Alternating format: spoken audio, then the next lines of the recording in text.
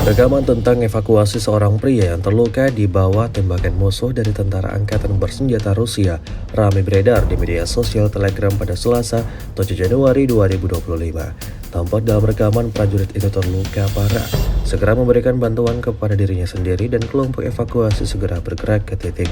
Rombongan evakuasi dua orang bergegas melintasi lapangan dengan tabir asap. Di tangan nomor kedua, asap tambahan sudah siap. Setelah mendekati titik tersebut, dia membuat lingkaran di sekitar orang yang terluka untuk membuat tabir asap padanya. Dan semua ini berjarak 150 hingga 200 meter dari titik musuh. Kelompok ini mulai bekerja di bawah kendali drone yang lengkap dan efektif. Berhenti, melompat dari kuat, yang pertama menembak ke arah musuh, yang kedua melemparkan 3 tabir asap, dan di bawah kendali yang pertama bergerak ke arah orang yang terluka, menutupi dirinya dengan tabir asap. Yang kedua, di tempat memberikan pelayanan primer berupa pemasangan tourniquet dalam format duplikasi dan mempersiapkan korban luka untuk dievakuasi. Setelah memberikan perintah kepada yang pertama, memimpin baku tembak, ATV dengan kereta bergerak menuju yang terluka, di mana kelompok evakuasi memuat yang terluka ke dalam kereta. Setelah memuat, orang kedua dengan berani berbaring di atas orang yang terluka dan dengan demikian menutupinya dengan dirinya sendiri selama mundur.